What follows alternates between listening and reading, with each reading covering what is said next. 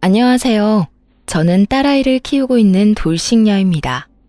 저는 약 8년의 결혼 생활을 정리하고 이혼을 하게 되었는데요. 제가 이혼을 하게 되는 그날 TV에서나 보던 천벌이 있다는 것을 깨달았네요. 모두들 제 이야기가 궁금하실 텐데 지겨운 서로는 이만하기로 하고 바로 시작해 보겠습니다. 재미나게 들어주세요. 저와 남편은 결혼 7년 차를 맞이하고 있던 부부였어요. 저희에겐 눈에도 넣어도 아프지 않은 5살 된 딸아이가 있었습니다. 이제 5살이니 싫고 좋음을 표현하고 제법 대화가 통하긴 하지만 아이는 아이인지라 육아가 고된 건 어쩔 수 없는 일이었죠. 고된 육아와 사회생활로 지친 남편과 저 사이엔 사랑보단 동료애가 가득했고 그랬기에 어느 순간부터 사랑한다는 말 대신 힘내자, 수고했다는 말이 오가고 있었어요. 그렇다고 해서 그런 관계에 불만이 있다던가 섭섭함은 없었어요. 죽고 못 살아 결혼까지 했다고 한들 언제까지나 사랑만으로 살 수도 없는 노릇이고 남편과 제 사이에 사랑이 지고 피어난 동료애는 사랑이 밑바탕 되었기에 가능한 것이라 생각했기 때문이었어요. 이렇듯 남편과 제 사이엔 동료애라도 있었는데 시댁과의 관계에선 미운 정만 남은 상태였어요. 아니, 미운 정도 아닌 그냥 미운 상태였어요. 그 이유는 제가 아들을 못 낳았다는 이유 때문이었는데요. 남편은 누나 3명의 아들 하나로 아들 하나를 낳기 위해 갖은 노력을 다해 겨우 낳은 아들이었죠. 그런 아들이 결혼을 해서 딸 하나만 낳고 아들 소식이 없으니 그 원망들이 만만한 저를 향해 쏟아졌어요. 간혹 시누이들이 이런 사실을 알고 제 편을 들어주며 이런 말을 해주곤 했어요. 엄마, 아들 소식 없는 걸 왜 올케한테 뭐라고 그래? 아들 낳고 싶다고 생각만 하면 낳게 되는 것도 아니란 걸 다른 사람도 아닌 엄마가 더 잘 알면서. 그러고 이세 문제는 쟤들이 알아서 할 문제지 엄마가 나서서 이래라 저래라 할 문제가 아니라고. 그러니까 제발 올케 좀 그만 괴롭혀요. 이런 말을 듣고도 시모는 무시하기 일쑤였는데 가끔 입을 연다면 이런 말을 하곤 했습니다. 줄가 외에는 조용히 해. 이건 우리 집안 문제니까 넌 네 시댁일이나 신경 쓰라고. 이렇듯 출가 외인이라 줄을 그어버리는 시모를 보며 시누이들은 혀를 내두르며 한숨을 쉬었고 저의 편을 더 들어주려고 했지만 시누이들도 시누이 가정이 있으니 단단한 방패막이 되어주기란 힘든 것이 현실이었어요. 시부는 저에게 아들 하나 못 낳은 며느리라고 제 말에는 대답도 하지 않고 무시했고 시모는 갖은 말로 저에게 상처를 주곤 했습니다. 멀리 떨어져 살았던 터라 자주 오갈 수 있는 건 아니었지만 전화로 하는 시집살이 또한 만만치 않았기에 저는 정신적으로 피폐해졌어요. 시모는 적어도 일주일에 한 번은 꼭 전화가 와 저를 닥달하곤 했는데 그때마다 주제는 손자가 주를 이루었죠. 어디니? 바쁘니? 지금 회사라서요. 무슨 일 있으세요? 예, 네가 지금 회사 다닐 때니? 회사 다닐 시간에 병원이나 다녀보란 말이야. 아니면 점집이라도 가보던가. 이대로 우리 집 대 끊어놓을 생각 아니면 뭐라도 노력이라도 좀 해보란 말이다. 어머님, 제가 병원에 가고 싶다고 한들 아무 소용없는 거 아시잖아요. 그이가 하윤이 하나면 만족한다고 하는데 제가 뭘 더 어쩌겠어요. 저 혼자 병원 가서 되는 것도 아니고. 저한테 계속 이러지 말고 하윤이 아빠를 먼저 설득해 보세요. 너도 설득 못하는 걸 내가 어떻게 설득하니? 넌 네 남편 하나 못 구워 삼고 뭐하니? 내가 정말 너만 보면 답답해 죽겠다. 뭐 하나 제대로 하는 게 없어. 어머님도 설득 못한 어머님 아들 저라고 뭐 되겠어요? 어머님 아버님 마음 모르는 건 아닌데 사실 저희는 하윤이 하나로 만족해요. 요즘 같은 세상에 아들 딸이 뭐가 중요하다고 매번 이러세요. 그러지 말고 이제 포기해 주세요. 정 포기가 안 되면 어머님 아들 먼저 설득하시던가요. 이것 봐. 내가 이럴 줄 알았다니까. 네가 딸 하나 낳고 그걸로 만족한다 생각하고 있는데 아들이 생기겠어? 빌고 또 빌어도 가지기 힘든 게 아들이야. 그러니까 그런 생각은 하지도 말고 뭐든 노력해보란 말이야. 너 아들 못 낳으면 다신 이 집에 발걸음도 못하게 할 테니 그런 줄 알아. 오지 말라고 하면 누가 겁이라도 먹는 줄 알았는지 으스대며 말하는 꼴을 보니 참 코웃음이 다 나오더라고요. 그렇게 해주시면 저도 감사하죠. 어머님이 먼저 그렇게 말씀하셨어요. 아들 못 낳으면 시댁에 올 필요도 없다고. 시모의 으스대는 꼴에 마음의 소리가 나버렸고, 시모는 제가 그것만은 절대로 안 된다고 빌기라도 할 줄 알았는지 도리어 고맙다고 하는 제 말에 당황한 듯 말까지 더듬으며 되묻더라고요. 뭐야? 그렇잖아요. 아버님은 제가 무슨 말을 해도 들은 척도 안 하시고, 어머님은 제가 갈 때마다 말로 상처 주는데 저라고 뭐 가고 싶어서 간 시댁이었겠어요? 도리는 다 하고자 해서 갔던 거 아닐까요? 그런데 어머님이 이렇게 친절도 하시게 오지 말라고 하시니 앞으로 아들 낳지 못하면 가지 않도록 하겠습니다. 그러면 들어가세요. 귓등으로 듣는 것도 하루 이틀이지 어느 순간부턴 저도 제 할 말은 하며 살게 되었고, 시모는 그때마다 파르르 하며 화를 냈지만 그 순간뿐 다시 연락이 오곤 했어요. 하루가 멀다고 어느 날은 임신 종용, 하루는 옆집 개가 출산을 했는데 순혼만 낳았다. 이런 말을 듣고 있노라면 정말 정신병에 걸릴 것만 같더군요. 이런 모든 것들이 너무 힘들어 남편에게 하소연이라도 하고 있으면 언제나 결론은 남편이 시모에게 다시 이야기한다는 말이었어요.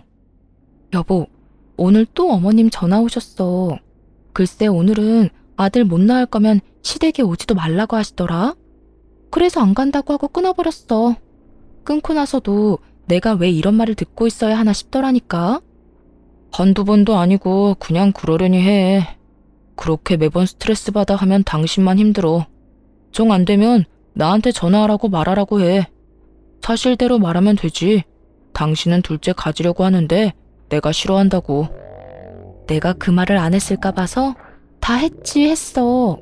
그런데도 어머님은 오로지 나만 잡으니까 문제지. 아니 어머님도 아들 못 낳아서 그 시집살이를 당했다면서 어떻게 나한테 그렇게까지 하실 수가 있지? 아마 엄마는 본인 당한 거에 비하면 이건 아무것도 아니라고 생각하고 있을걸? 하여튼 너무 마음에 담아두지 말고 한 귀로 듣고 한 귀로 흘려. 나도 엄마한테 다시 말할 테니까. 그런데 여보, 진짜 우리 둘째 가지는 건 싫은 거야? 둘째도 딸이면 어쩔래? 나는 좋지만 당신은 더 힘들지 않겠어? 그리고 애 하나 키우는데 돈이 얼마나 드는데 쉽게 내릴 결정은 아니지. 아무리 아들 낳으면 아버지가 크게 한몫 주신다고 해도 그건 정말 아들 낳았을 때 일이고, 난 지금 우리 딸만 해도 만족해. 그래, 나도 우리 딸만으로도 충분히 행복한데 워낙 스트레스 받으니까 이야기해봤어. 그래, 나도 엄마한테 다시 이야기할게. 늘 결론은 같았고 남편이 시모에게 다시 말한다고 한들 달라지는 점은 없었어요. 하지만 대화를 나누며 싸우는 것도 아니었고 그런 대화 와중에 감정이 상하는 것도 아니었기에 시댁과의 감정은 좋지 않다고 해도 남편과의 관계는 끈끈하다고 믿어 의심치 않고 있었죠. 이런 남편이 어느 순간부터 점점 변해가고 있다는 생각이 들기 시작하더군요. 당시 딸은 어린이집을 다니고 있었는데 아침엔 출근길에 제가 등원을, 오후엔 남편이 퇴근길에 하원을 해주고 있었어요. 그런데 아이를 데리러 갈 시간이 지났는데 남편이 전화도 받지 않고 오지도 않는다는 연락이 심심치 않게 오더라고요. 여보, 어디야? 아직 회사야? 지금 가고 있어. 지금? 이렇게 늦을 것 같으면 선생님한테 연락을 해줘야지. 정 안 되면 나한테라도 연락했으면 내가 일찍 마치고 갔을 거 아냐. 요즘 따라 왜 이래? 혹시 회사에 일찍 나온다고 말하기 곤란한 상황인 거야? 일 처리하다 보면 이런 일 저런 일 다 생기는 거 당신도 알잖아. 나도 시간 내에 어떻게 해서 끝내보려고 정신없이 일하다가 연락 못한 거라고. 나라고 안 하고 싶어서 안 한 게 아니란 말이야. 하여튼 앞으로는 안 될 것 같으면 미리 연락할 테니까 잔소리 좀 그만해. 잔소리하는 게 아니라 그런 상황이면 내가 하윤이 데리러 가면 되니까 미리 말해달라고 하는 거야. 사람 말을 왜 그런 식으로 예민하게 받아들이는 거야? 그렇지 않아도 정신없는데 당신까지 전화로 이러니까 그렇지. 지금 어린이집 앞이니까 끊어. 집에서 이야기하자고. 나리선 목소리에 짜증 가득한 말투. 남편이 예민한 상태라고 생각하긴 했지만 바쁜 시즌이기도 했고 아이 때문에 다른 사람보다 일찍 퇴근해야 하니 나름대로 예민해질 수밖에 없는 사정이 있겠거니 했어요. 거기에다 저 역시 회사 일로 정신이 없어 그냥 그러려니 하고 남편의 말을 믿고 넘긴 것이었죠. 그렇게 예민해진 남편의 눈치를 살피던 어느 날이었어요. 시모가 아무런 말도 없이 집으로 찾아왔더라고요. 때마침 주말이었던 터라 집에 있을 거라 확신하고 아침 7시부터 불시에 들이닥친 것이었어요. 어머님, 이 시간에 연락도 없이 무슨 일이세요? 아침부터 어디 갈 일은 없을 테니 연락도 없이 왔지. 하윤이는 일어나 있을 테고 우리 아들은 자니? 아, 네. 하윤이 아빠는 어제 늦게 들어와서 아직 자고 있고 하윤이는 아까 일어나서 놀고 있어요. 하윤이 아빠 깨울까요? 됐다, 돌아. 피곤한 사람 깨우긴 왜 깨워? 아이고, 일단 이거부터 받아봐라. 무거워서 팔 떨어지겠어. 시모는 끙끙거리며 저에게 박스를 건넸고 받아서 들었더니 한약이더라고요. 어머님, 이게 무슨 약이에요? 무슨 약이긴 네 약이지. 임신 잘 되는 약이야. 용하다는 데서 지어왔는데 그 약 먹고 아들 낳은 사람이 한두 사람이 아니다더라. 이거 먹기만 하면 아들은 무조건 낳는다고 하니 빼놓지 말고 먹기나 해. 내가 큰맘 먹고 큰돈 주고 사온 거니까. 세상에 그런 약이 도대체 어디 있냐고 말하고 싶은 걸 얼마나 참았나 모릅니다. 하고 싶은 말을 곧이곧대로 다 했다간 괜한 말만 길어질 것이 뻔했기에 그냥 참기로 한 것이었죠. 시모는 한약을 제게 건네고 딸이 있는 거실로 가며 아침을 차리라고 했고 전 일단 밥부터 먹이고 보내자 싶었어요. 그렇게 주방에서 상을 차리는데 거실에서 시모의 말소리가 들린다 싶더니 딸의 우는 소리가 들려오더라고요. 네가 그냥 나올 게 아니라 뭐라도 하나 달고 나왔으면 내가 이 고생은 안 해도 될 텐데. 넌 도대체 엄마 뱃속에서 뭐 했니? 남들 다 달고 나오는 거 하나 안 달고 나오고. 어휴, 꼴 보기 싫으니까 방에 가서 놀아. 시모가 딸을 마땅치 않아 한다는 건 익히 알고 있긴 했지만 직접적으로 딸에게 저딴 말이나 한다거나 저런 행동을 한 적이 없었기에 딸만큼 저 역시 놀랐어요. 이럴 줄 알았다면 한 공간에 두 사람을 두는 일도 없었을 텐데 설마 저딴 말을 아이에게 할 거란 생각도 못했던 것이었죠. 시모는 딸에게 삿대질하며 방으로 들어가라고 고함을 지르고 있었고 딸은 시모의 모습에 놀라 울고 있더군요. 그 순간 정말 피가 거꾸로 솟는 느낌이 들어 딸아이를 안방 남편의 품에 안겨주고 거실에 나와 시모에게 소리를 질러버렸어요. 지금 뭐 하는 짓이세요? 왜 애꿎은 하윤이한테 이러세요? 내가 뭘 어떻게 했다고 그러니? 못할 말한 것도 아니고 없는 말한 것도 아닌데. 그런 말은 애한테 할 말도 아닐 뿐더러 그런 행동은 절대로 하면 안 되는 행동인 거 모르세요? 애가 얼마나 놀라고 상처받을지 그런 생각은 전혀 안 하시냐고요. 어머님한테 하윤이는 손주도 아니에요? 어쩌면 손주한테 그런 식으로 행동할 수 있냐고요. 내 아들 딸이니 손주가 맞긴 하다만 달가운 손주가 아니란 건 너도 잘 알지 않니? 내 입장에서 머리라도 한 대 콱 쥐어받고 싶은 걸 그냥 눈앞에서 사라지라고 해준 거다. 그러니까 네가 지금 나한테 화낼 게 아니라 고맙다고 해야 할 상황이다 이 말이야. 그런 말이나 하실 거면 그냥 돌아가 주세요. 뭐야? 그런 말 같지도 않은 말씀 하실 거면 그냥 돌아가시라고요. 여긴 엄연히 저희 집이고 저희 딸 공간이에요. 저희 공간에서 그런 말 하는 거 저 굉장히 불쾌하고 싫습니다. 그러니 돌아가 주세요. 이미 전 시모와 마주하기도 싫은 상태였고 그랬기에 당장 나가라는 제 말은 꽤 단호했어요. 시모도 그걸 느낀 것인지 하나마나한 아들 집 유세를 펼치며 저의 길을 누르려고 애쓰더군요. 이게 어디 시어미한테 가라 마라 명령질이야? 너희 공간? 웃기고 있네. 여긴 엄연히 내 아들 집, 내 아들이 사는 공간인데 왜 내가 나가야 해? 난 못 나간다. 절대 못 나가. 시모는 어깃장을 놓으며 고함을 지르고 있었고 그런 시모의 고함에 남편이 방에서 나오더라고요. 이미 잠에서 깨 울던 딸을 달래주느라 한껏 지친 모습으로 말이죠. 도대체 이 아침부터 이게 무슨 일이야? 엄마는 이 아침에 여긴 왜 왔어?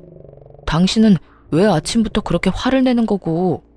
당신, 엄마가 우리 딸한테 뱃속에서 남들 다 달고 나오는 거 하나 못 달고 나왔다고 구박하는 것도 모자라 애한테 꼴 보기 싫다고 방에 들어가라고 화까지 내셨어.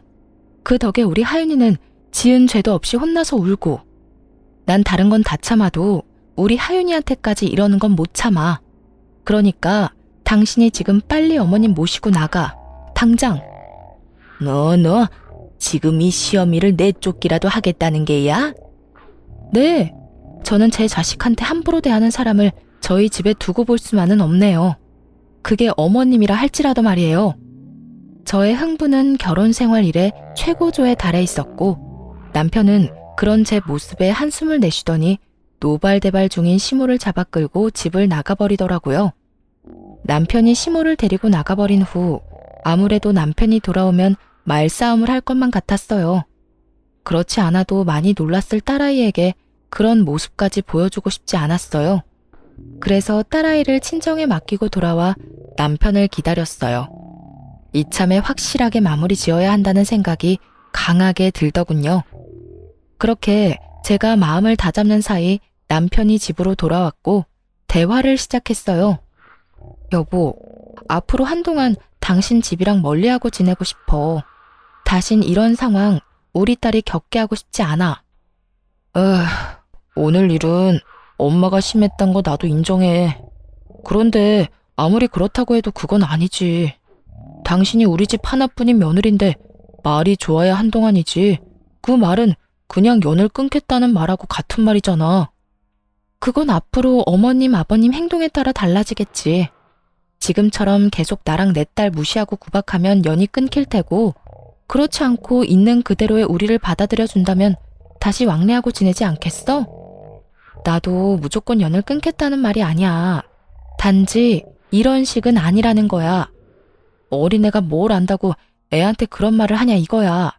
심지어 어머님은 그런 행동을 해놓고도 본인이 잘못했다는 인지조차 없으셔.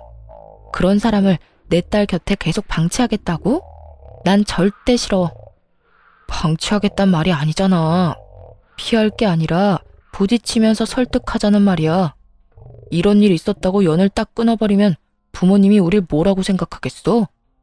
미워하기만 하다가 결국 그렇지 않아도 미워하는 우리 딸을 더 미워하시겠지. 당신은 그런 걸 바라는 거야? 애초에 그게 잘못된 거야. 어떻게 본인들 손주를 그렇게 미워할 수가 있는 거냐고. 아들이 아니라 딸이라서? 그런 이유로 미워하는 티를 애한테 팍팍 내는데 그런 게 잘못됐다는 거 당신은 정말 몰라서 그래? 우리가 부모니까 우리가 딸을 보호해야 하는 게 맞는 거 아니야? 하여튼 나하고 하윤이는 한동안 시댁엔 안 갈 거니까 그런 줄 알고 어머님께도 우리 집에 오지 말라고 해줘. 당신이 전하지 않으면 내가 직접 말할 테니까 그런 줄 알고. 전 이때도 그렇고 지금도 그렇고 제가 틀린 말 했다고 생각하지 않습니다. 시모의 행동은 선을 넘었고 상식을 벗어난 수준이었어요. 시부모님 입장에서 손이 귀한 집에 손주 한번 안아보지 못해 섭섭하고 안달이 난 마음을 이해하지 못하는 것은 아니었어요. 하지만 본인 아들이 그렇게 둘째는 싫다고 하는 가운데 그 비난의 화살을 저와 제 딸에게 쏘아버리는 건 저로서는 절대 용납할 수도 용납해서도 안 되는 일이라 생각했습니다.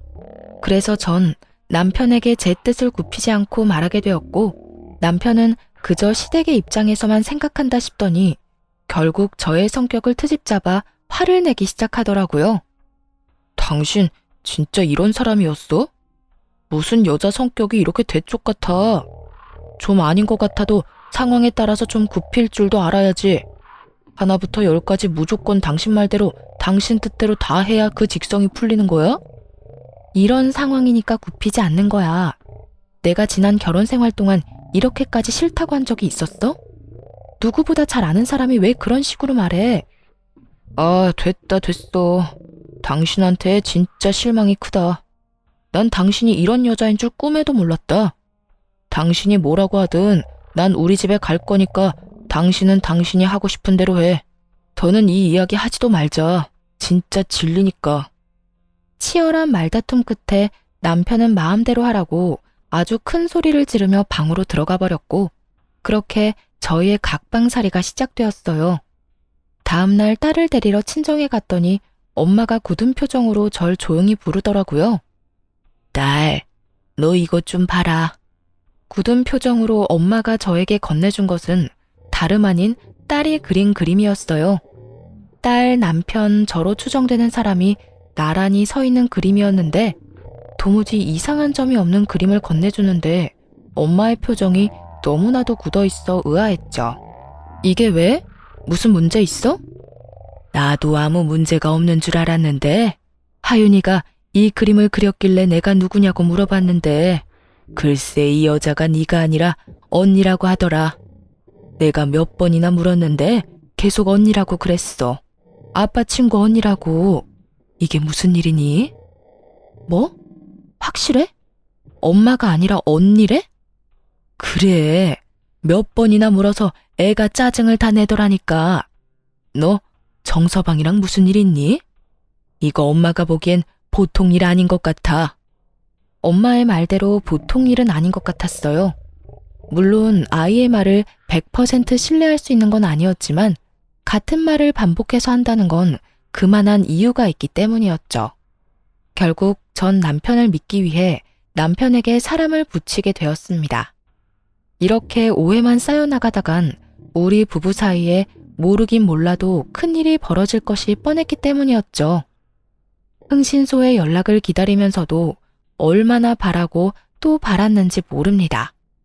제발 딸의 착각이기를, 제발 제 결혼 생활의 종지부를 이런 식으로 찍게 하지 말아달라고 말이죠.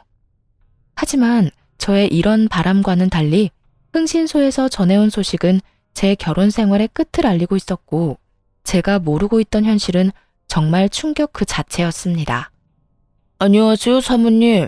조사해본 결과 남편분은 외도를 저지르고 있는 것이 맞았습니다. 상대는 남편분이 다니고 있는 회사 근처 카페에서 일하는 알바생으로 나이는 25살이더라고요. 접근은 먼저 남편분이 했고요. 상간녀 역시 남편분이 유부남인 거 다 알고 있더라고요. 25살 어린 나이에 남편분을 정말 사랑해서 만나는 것 같지는 않고 아마 남편분이 어느 정도 가진 것이 있다는 사실을 알고 관계를 유지하고 있는 듯 했어요. 상간녀 집안은 더 조사해봐야 알겠지만 그렇게 부유한 집안은 아닌 듯 하고요. 일단 여기까지고요. 더 알아내는 대로 연락드리겠습니다. 우연찮게도 상간녀의 나이는 25살이라고 하더라고요. 남편을 처음 만났을 때 제 나이가 25살이었는데 참 많은 생각이 오가더군요. 들어보니 남편이 이때껏 딸 어린이집에 갑자기 늦기 시작한 건 전부 상간녀 때문이었는데 상간녀의 아르바이트가 끝나고 상간녀와 함께 딸을 데리고 간 것이었어요. 상간녀의 아르바이트 시간을 비교해보니 계산이 되더군요. 딸과 함께 남편과 상간녀가 찍힌 사진을 보는데 정말 치가 떨렸어요. 외도를 저지른 것도 치가 떨리는데 그 더러운 현장에 딸도 함께 데리고 있었다는 사실이 저를 더욱 화나게 했어요. 그 모진 순간들에도 저는 남편을 정말 믿었는데 그랬기에 지금까지 버틸 수 있었던 것이었는데 처음 안 순간부터 해서 지금까지 함께한 세월이 얼만데 어떻게 그런 우리의 시간을 이런 식으로 마무리하게 만드나 싶더군요. 남편에 대한 배신감은 생각보다도 컸고 외도 사진들을 보며 얼마나 울고 또 울었나 몰라요. 연애 시절 저를 향하던 남편의 미소를 사진에서 보는 순간 전 아이를 위해서라도 이혼을 해야만 한다는 생각이 들더군요. 더는 남편에겐 저와 딸이 있는 가정은 필요 없어 보였으니까요. 그렇게 전 친정 부모님께 모든 사실을 털어놓고 딸을 부탁드리고 이혼 준비를 시작했어요. 증거가 명확한 덕분에 이혼 준비는 수월하게 진행되었고 마무리가 될 무렵 상간녀를 찾아갔습니다. 어떤 여자인지 직접 보고 싶었거든요. 상간녀가 일하는 가게에 들어서는 순간 저를 알아본 상간녀의 표정이 순식간에 굳더군요.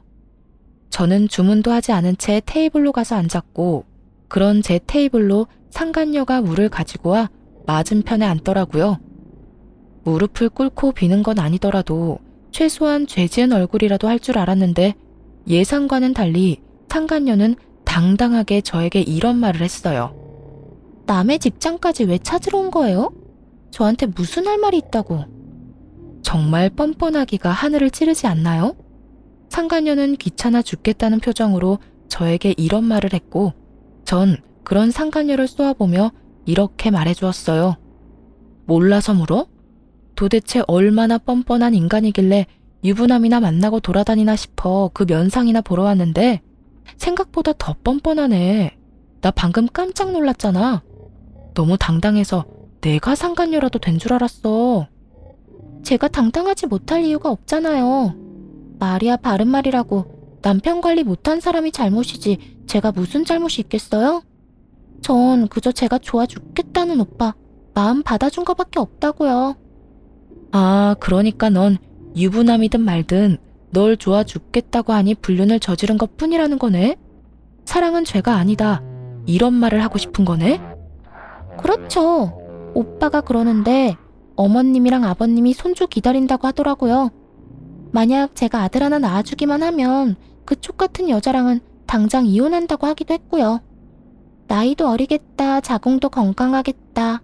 낳다 보면 그깟 아들 하나쯤은 시간 문제 아니겠어요? 그러니까 험한 꼴 당하기 전에 스스로 물러나요.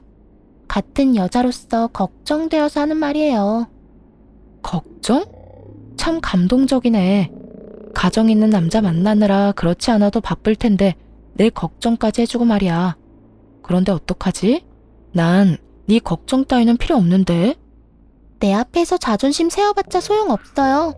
그렇게 아득바득 노력해봤자 어차피 그쪽은 나한테 남편 뺏긴 불쌍한 여자일 뿐이니까요. 그러니 내가 한 말 너무 고깝게 듣지 말고 새겨들어요. 아, 그리고 내가 그쪽한테 위자료 많이 챙겨주라고 우리 오빠한테 잘 말해둘 테니 애 키울 돈 걱정은 하지 말아요. 나 그렇게까지 못된 사람은 아니거든요. 찾아올 때만 해도 조용히 있다가 가려고 했는데 상간녀 하는 꼴을 보니 그냥 가선 안 될 일이더군요. 남의 가정을 파탄으로 몰고 간 주제에 당당해도 너무 당당한 꼴을 짓밟아줄 필요가 있다고 생각했어요. 그래서 전 그대로 자리에서 일어서 상간녀의 뺨을 내리쳐버렸어요. 양쪽 뺨 다 말이죠.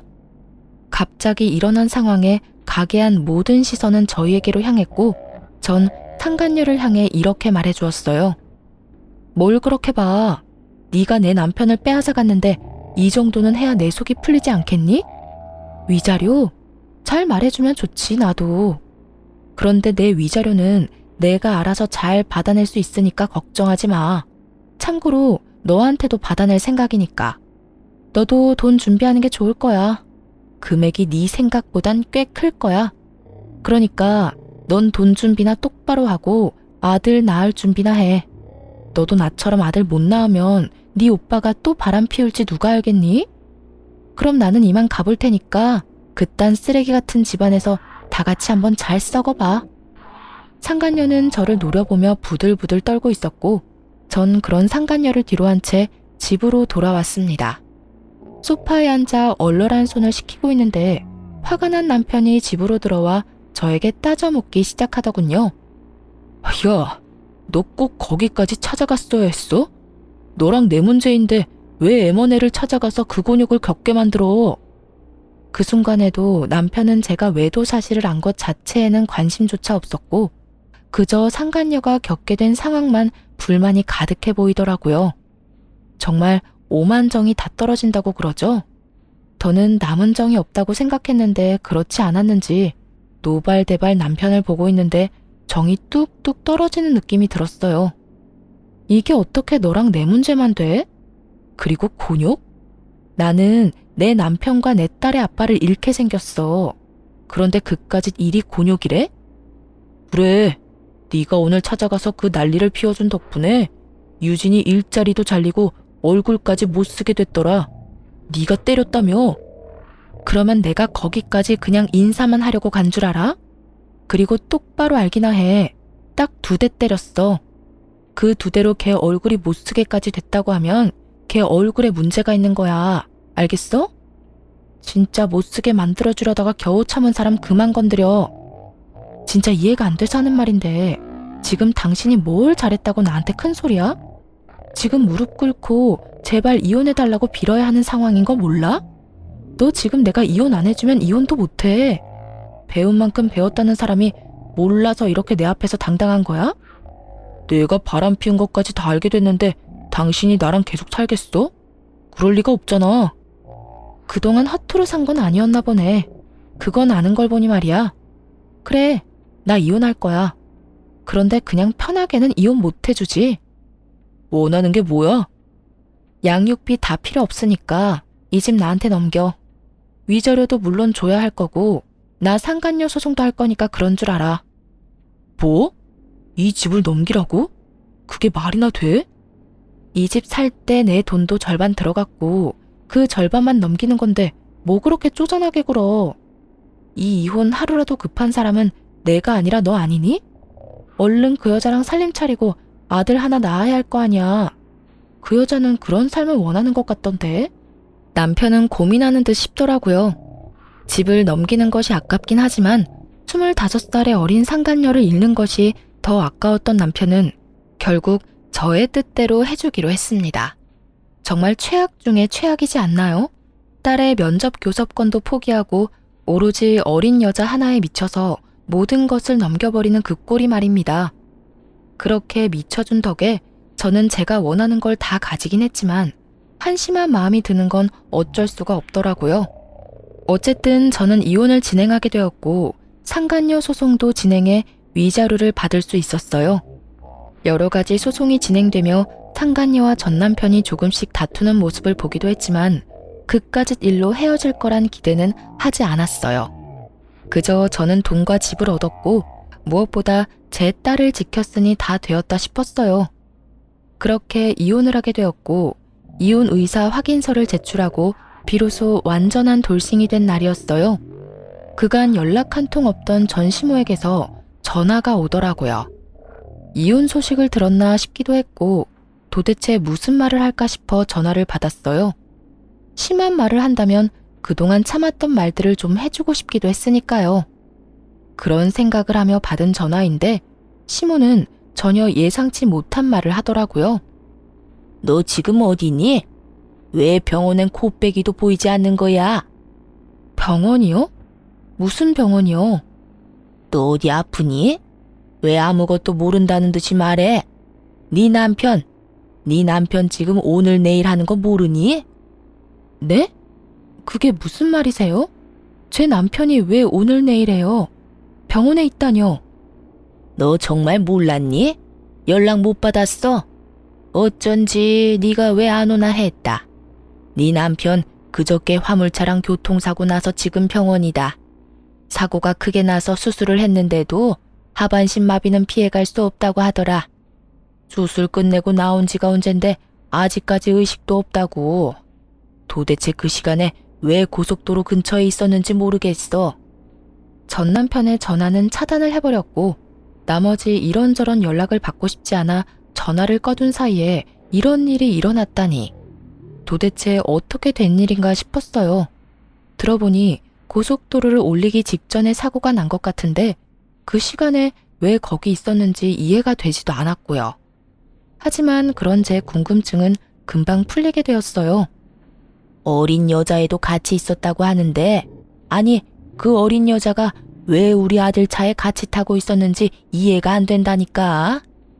넌 뭐 아는 거 있니? 우리 아들 출장이라도 가던 길이었어? 어떻게 된 사고인지 우리 아들만 저 모양 저 꼴이고 그 여자애는 아주 멀쩡하다니까. 겉모습은 타박상밖에 없는데 뇌를 다친 건지 입은 꼭 다물고 있어서 내가 답답해 죽겠다. 너 언제 병원 올 거니? 지금 당장 올 거지? 오는 김에 하윤이도 좀 데리고 오려무나. 혹시 아니? 딸 목소리라도 들으면 정신이 돌아올지. 그래요. 전 남편은 저와의 이혼을 기념하기 위해 상간녀와 여행을 떠나던 도중 사고가 난 것이었어요. 생각보다 크게 난 사고에 남편은 하반신 마비가 되어버렸고 상간녀는 크게 다치지 않아 의식이 돌아오긴 했지만 신분 상승의 꿈을 눈앞에 두고 무산되어 버리자 그 충격에 입을 다물고 있었던 것이었어요. 전 아무것도 모르고 딸아이까지 들먹이며 당장 병원으로 오라는 시모에게 모든 사실을 알려주기로 했어요. 어머님, 아니, 아줌마, 저 이제 아줌마 며느리 아니에요. 무엇이 어쩌고 저쩌고 해? 아줌마? 며느리가 아니야? 네, 저 오늘부로 이혼 확정나서 서류도 다 정리됐고요. 이제부터 아줌마 며느리는 제가 아니라 거기 입 꼭 다물고 있는 그 어린 여자애가 아줌마 며느리예요. 말이 되는 소리를 해라. 저 젊은 여자애가 왜 내 며느리야? 너 지금 어디 아프니? 그렇지 않고서야 그런 말도 안 되는 소리를 해. 아줌마 능력 좋은 아들이 글쎄 25살짜리 여자랑 산다고 가정을 버렸지 뭐예요? 그러니 제가 아니라 그 망연자실에서 아무 말도 안 하고 있는 그 여자애가 아줌마 며느리 아니겠어요? 이제 전 엄연한 남이니까 남한테 전화해서 엄한 소리 하지 말고 예비 며느리한테나 가보세요.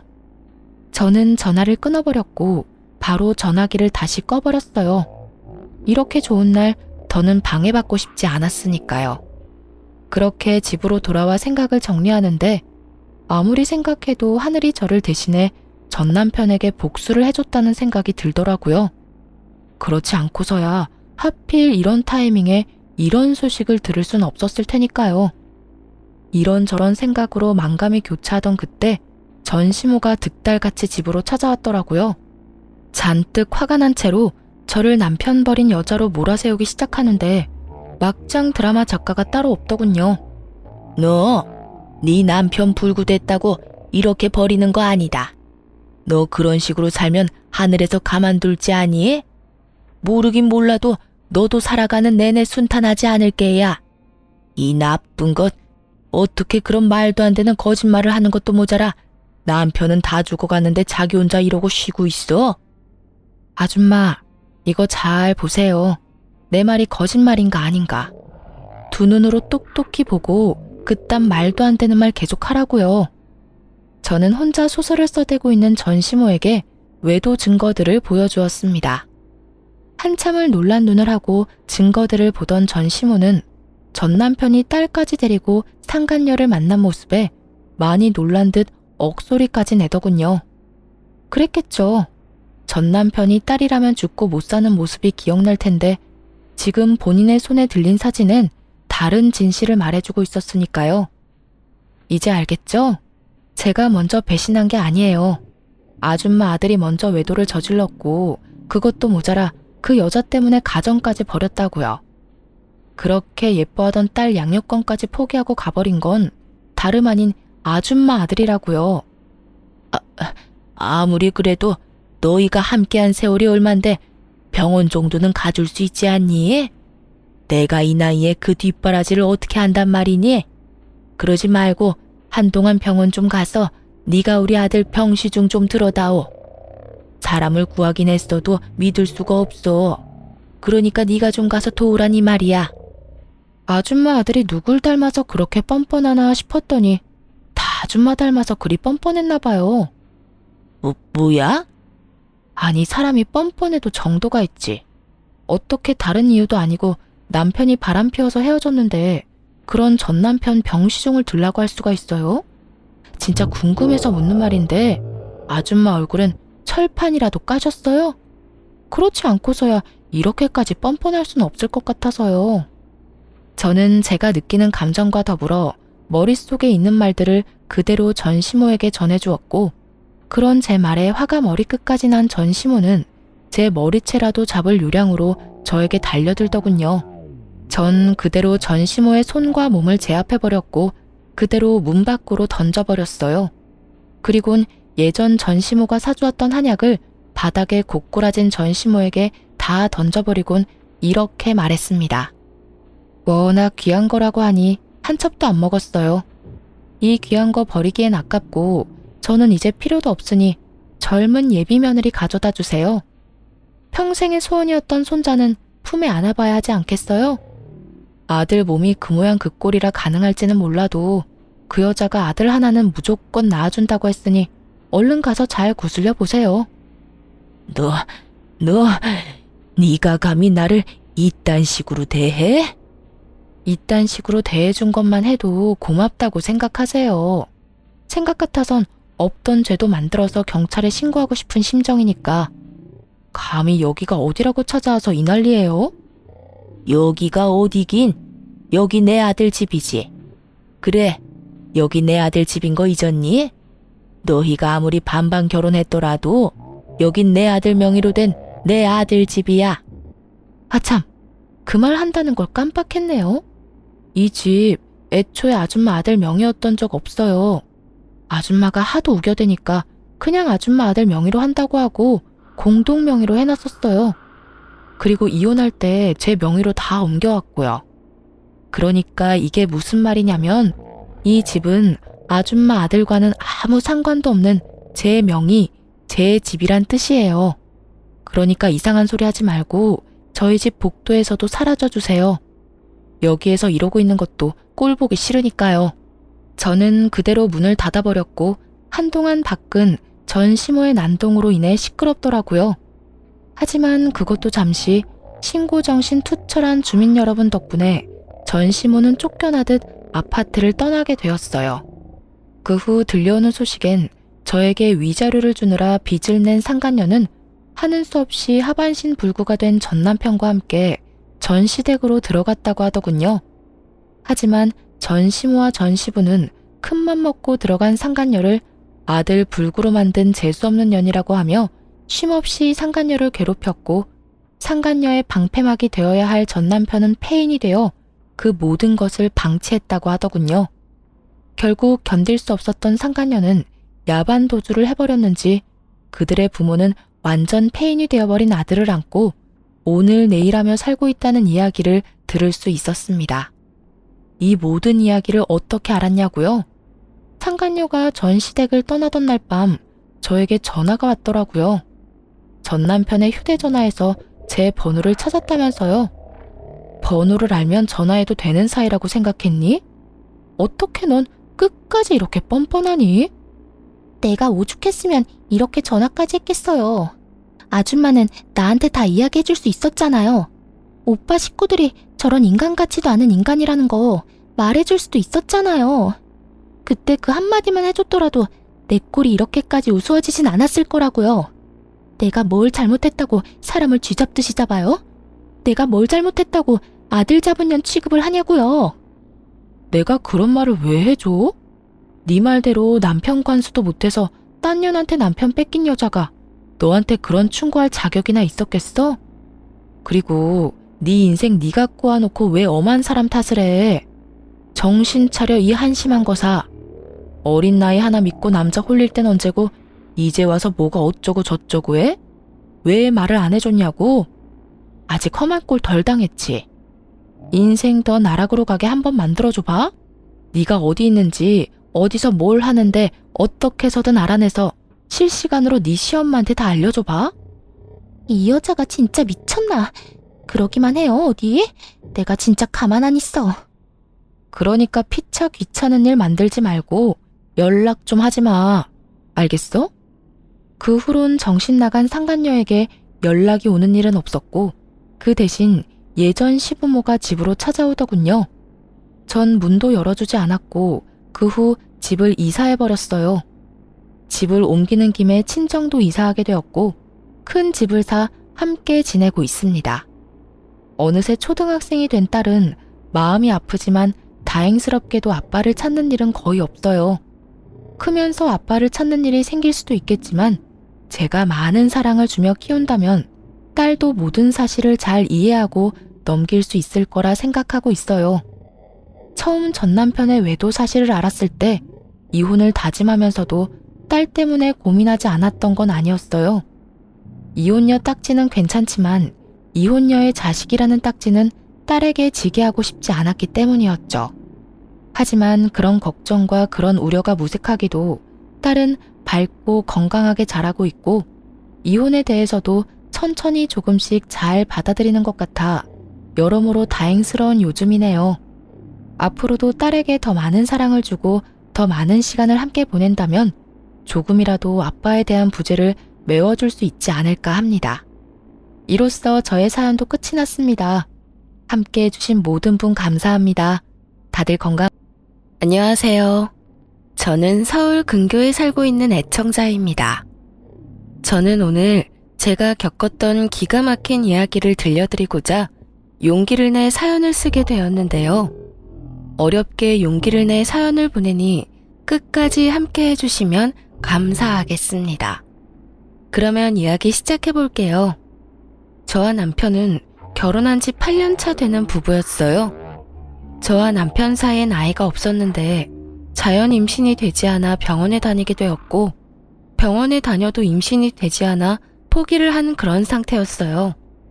처음엔 남들 잘만 되는 임신이 되지 않아 좌절도 했고 내가 전생에 무슨 죄를 지어서 이렇게 임신이 안 되나 저 자신을 원망했던 적도 있었어요. 남편도 저도 몸은 건강하다고 하는데 도무지 임신이 되지 않으니 그럴만도 한 상황이었죠. 그렇게 몇 년을 노력하다 남편이 이렇게 말하더라고요. 여보, 나 너무 힘들다. 이제 포기하자. 포기?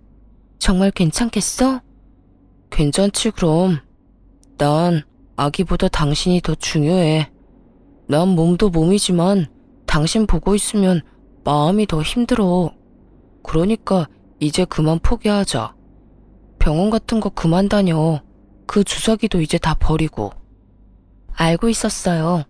저를 위해 남편이 저렇게 말해준다는 것을요. 사실 남자보단 여자가 더 힘든 과정이 분명했고 그런 과정 중에 점점 제가 지쳐가니 그런 저를 위해 남편이 먼저 이야기를 꺼내준 것이었죠. 그런 남편의 뜻을 고맙게 받아들이게 되었고 저흰 그렇게 임신은 포기한 채 살아가게 되었어요. 한동안은 참 많이 힘들었지만 모든 걸 내려놓고 나니 점점 마음도 안정되고 아이 없는 생활도 즐기며 살아가고 있었어요. 물론 시댁에서 말이 나올 때마다 스트레스를 받는 점은 있긴 했죠. 예, 너희는 아직도 소식이 없니? 진짜 이대로 포기할 거야?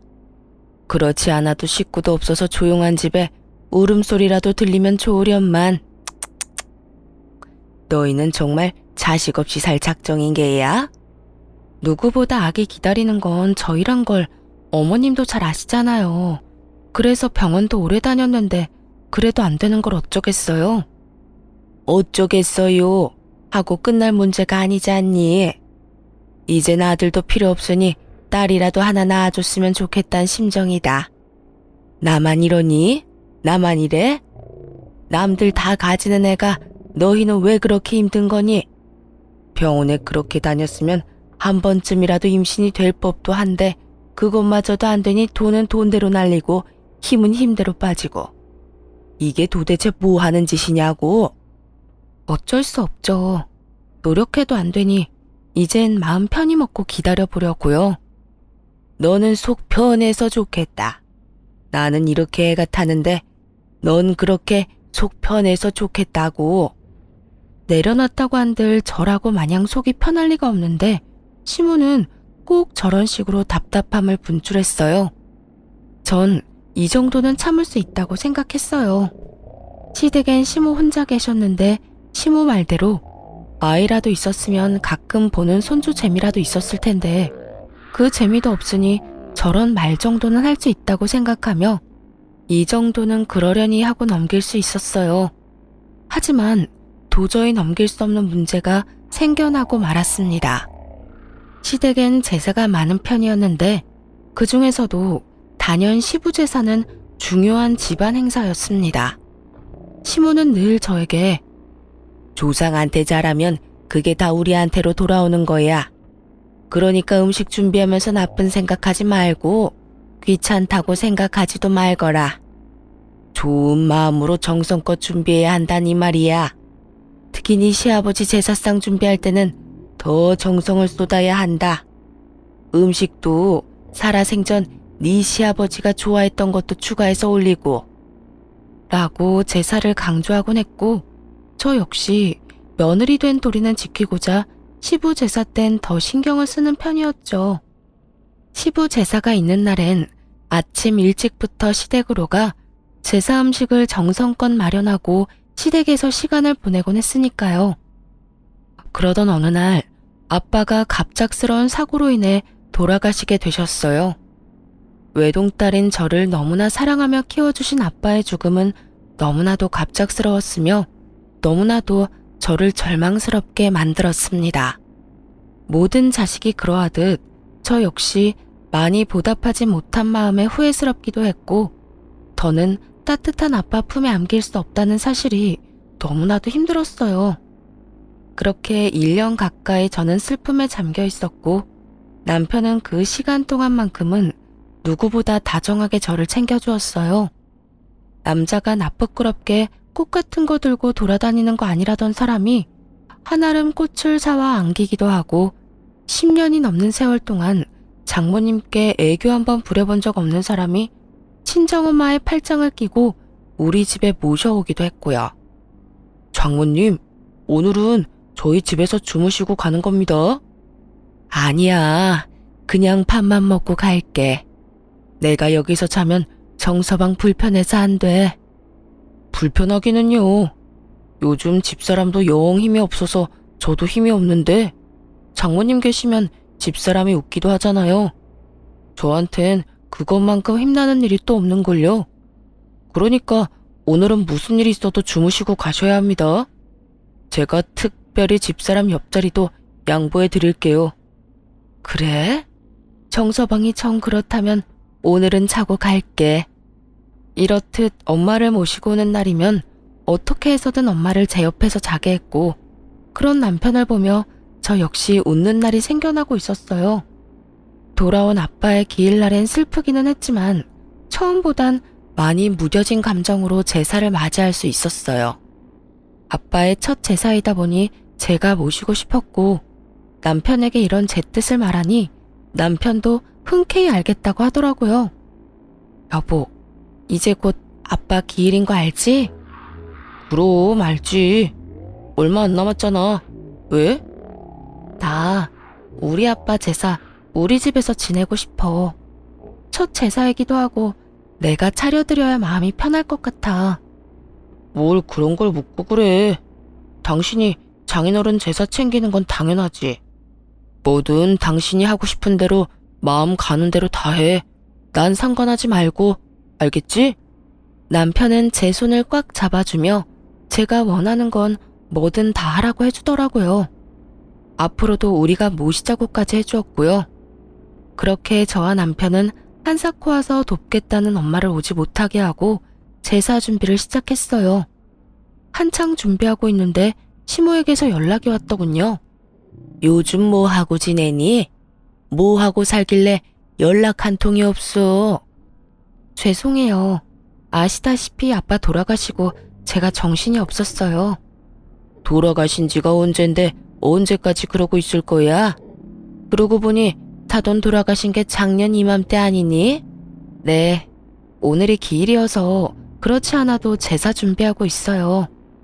전 당연하다 생각했기에 아무렇지 않게 말했는데 시모는 들어선 안 될 말을 들은 사람처럼 화들짝 놀라며 되묻더라고요. 뭐? 뭐를 한다고? 아빠 제사 준비한다고요. 왜 그러세요? 무슨 문제라도 있을까요? 문제가 많지. 네가 왜 그 제사 준비를 해?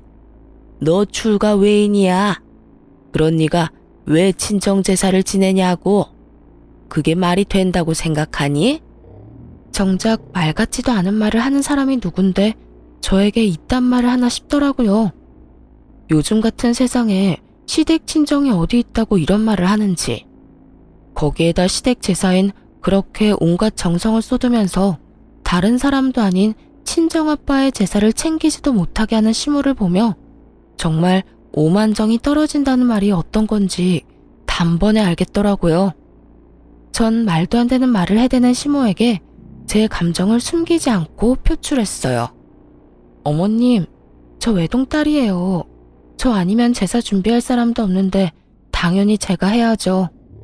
제가 시댁 제사는 다 준비하고 지내는데 저희 아빠 제사 하나 못 지내드리는 게 말이 된다고 생각하세요?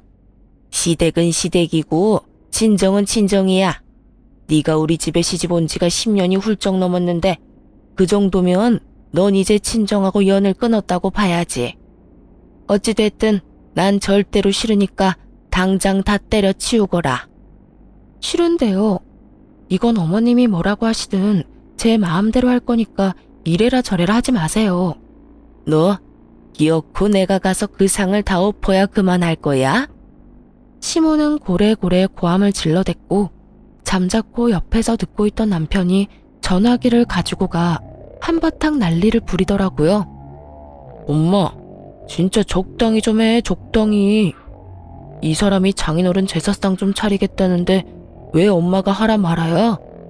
당연히 이 사람이 해야 하는 일이잖아. 이 사람 아니면 할 사람도 없고.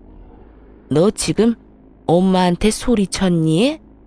어떻게 다른 것도 아니고 네 마누라 편 든다고 엄마한테 소리를 질러? 난 지금 마누라 편 든다고 엄마한테 소리를 지르는 게 아니라 엄마가 잘못된 행동으로 집사람을 괴롭히니까 소리를 지르는 거야. 만약 집사람이 엄마한테 잘못하면 똑같이 할 거고. 그러니까 이런 걸로 트집 잡지 말고 앞으로 그런 말 할 거면 집사람한테 연락도 하지 마세요. 연락도 하지 마? 뭐? 연이라도 끊으란 말이야? 지금 엄마 말이 그렇잖아. 집사람한텐 자식돌이도 하지 말라고 하면서 엄마는 우리한테 자식돌이 하길 바래? 그건 너무 이기적이지 않아? 하여튼 집사람이 장인어른 제사 지내는 거 가지고 이래라 저래라 하지 마. 계속 그러면 우리도 자식돌이 안 해도 된다는 뜻으로 알고 평생 아빠 제사에도 안 갈 거고 엄마가 죽어도 제사상 안 차려드릴 거야. 시모는 화가 많이 난 듯 일방적으로 전화를 끊어버렸고 남편은 전화기를 들고 연신 한숨을 쉬더라고요. 이런 상황이 곤란하기도 피곤하기도 하다는 듯이요. 다시 이런 일로 당신 괴롭히면 참지 말고 할 말 다 해. 내가 다 막아주려고 노력하겠지만 언제 어디서 어떤 말을 듣게 될지 아무도 모르는 일이잖아. 당신도 마냥 참지 말고 할 말은 다 해야 당신이 상처를 덜 받아. 알겠지? 알겠어. 내가 다 막아준다는 말보다 더 든든했고 남편에게 참 고마웠습니다. 그렇게 제사는 무사히 지내게 되었고 엄마는 남편의 손을 붙잡고 덕분에 잘 치를 수 있었다며 고마운 마음을 전했어요. 남편은 그런 엄마의 이부자리까지 펴주며 이런 날은 혼자 주무시면 안 된다고 눕혀드리기까지 했고요. 이런 남편으로 인해 시모에 대한 섭섭함은 사라지고 없었는데 소식을 전해들은 시누이까지 저에게 연락이 와 저를 위로해 주더라고요. 언니, 이야기 들었어요. 많이 서운하고 속상했죠? 언니가 우리 집 제사 지내준 것만 해도 몇 번인데.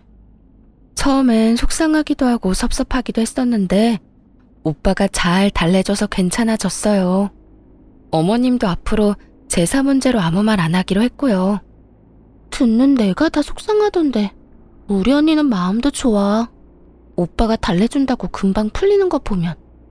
어쨌든 나도 엄마한테 한 소리 했으니까 혹시나 마음에 남은 앙금 있으면 풀어요. 괜히 마음에 담아두면 언니만 힘들잖아요. 그냥 다 잊어버려요. 알겠죠? 알겠어요, 아가씨. 걱정해줘서 고마워요. 시누이까지 나서 시모에게 한 소리 했다고 하니 고맙기도 하고 시모가 불쌍하단 생각마저 들 지경이었어요. 그러면서 제 앙금은 시누이가 말했듯 씻은 듯이 날아가기도 했고요. 그렇게 전 다시 활기를 되찾았고 시댁에서도 좋은 소식이 들려오더라고요. 성격도 좋고 평소 저랑 좋게 지내던 시누이의 결혼 소식이었어요. 결혼 상대가 의사라는 말을 들었을 땐 정말 잘된 일이라며 얼마나 기뻐한 줄 모릅니다. 오죽했으면 남편이 자신보다 제가 더 기뻐하는 것 같단 말까지 했으니까요. 저는 정말 기쁜 마음으로 시누이에게 축하 말을 전했고 시누이 역시 기뻐하며 저에게 시집가서 잘 살겠다고 하더군요. 그렇게 집에는 경사가 났다며 다들 기뻐하고 있는 와중 저에겐 불안한 일들이 일어나고 있었어요. 저를 불안에 떨게 만든 장본인은 다름 아닌 시모였는데요. 시누이가 시집 간다는 말이 나온 뒤부터 묘하게 시모가 저에게 잘 대해주는 느낌이었어요. 어느 날은 시댁에 갔는데 밥상이 다 차려져 있더라고요. 어머님, 이게 다 뭐예요? 보면 모르니? 너 먹으라고 내가 다 차렸어. 다 네가 좋아하는 반찬들이니 마음껏 먹고 맛있으면 싸서 가거라. 혹시 몰라서 넉넉히 해서 소분해서 넣어뒀어. 감사해요. 다 맛있겠어요. 얼른 먹고 설거지는 제가 할 테니 두세요. 아니야, 됐어. 음식 만든 사람이 뒷정리까지 다 해야지. 너는 그런 거 신경 쓰지 말고 맛있게 먹기나 해. 아니에요. 설거지는 하게 해주세요. 제가 마음이 불편해서 그래요. 저는 끝까지 설거지만은 제가 한다고 했지만 시모는 한사코 저를 말리며 직접 설거지를 해버리더라고요. 이런 모습만 해도 불안감이 밀려오는데 시모의 입에선 도저히 상상할 수도 없는 말이 나왔습니다. 그날은 시댁 제사를 얼마 앞두지 않은 어느 날이었어요. 집에서 쉬고 있는데 시모에게서 전화가 오더라고요. 아가, 바쁘니? 아니요, 어머님. 왜요? 무슨 일 있으세요? 저 지금 갈까요? 아, 아니다. 그런 게 아니라 다름이 아니라 이번에 오는 증조부님 제사 말이다. 아, 네. 알고 있어요. 그렇지 않아도 그 전날부터 시간 비워뒀어요. 아니, 그런 뜻이 아니라 혹시 바쁘면 안 와도 된다는 말 하려고 전화했어. 아니, 앞으로 제사 지내는 거 신경 안 써도 돼. 앞으로는 나 혼자 해도 될 것 같구나. 어머님, 갑자기 왜 그러세요? 제사를 그렇게 중요하게 여기시면서. 생각해보니까 요즘에 우리 집처럼 제사 많이 지내는 집도 없고 너도 8년이나 했으면 할 만큼 했다 싶어서 말이야. 이제 나도 나이도 있고 줄일 수 있는 건 다 줄이고 간소하게 혼자 지내려고 해. 그러니까 너는 앞으로 안 와도 된다. 네? 어머님, 진짜 무슨 일 있으신 거 아니죠? 아니라니까 얘가 왜 이래? 이상하잖아요. 지난 8년 동안 단 한 번도 이런 적이 없었는데 그런 이유로 갑자기 아예 제사도 오지 말라고 하는데 제가 걱정되지 않겠어요? 혹시 저한테 뭐 바라는 거 있으세요? 아니면 제가 뭐 잘못했어요? 그런 거 없다니까. 하여튼 이번 제사부터 안 와도 되니 그런 줄 알고 푹 쉬거라. 그렇게 중시하며 8년 내내 비가 오나 눈이 오나 제사 하나만큼은 챙기던 시모가 이런 말까지 하니 불길할 수밖에 없었죠. 도대체 무슨 일인가 하고 생각을 해봤더니 이유는 하나뿐이더라고요. 시누이의 결혼. 시기상으로도 상황상으로도 그 원인은 시누이 결혼밖에 없었고 전 남편을 붙잡고 추궁 아닌 추궁을 하게 되었습니다. 여보, 솔직하게 말해봐. 어머님, 나한테 뭐 바라는 거 있으시지? 어? 우리 엄마가?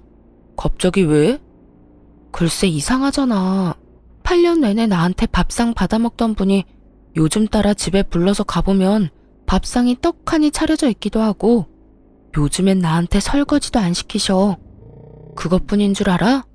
그렇게 제사 노래를 부르던 어머님이 그제는 갑자기 연락이 와서 제사로 오지 말라고 하더라니까. 당신 같으면 이상하지 않겠어?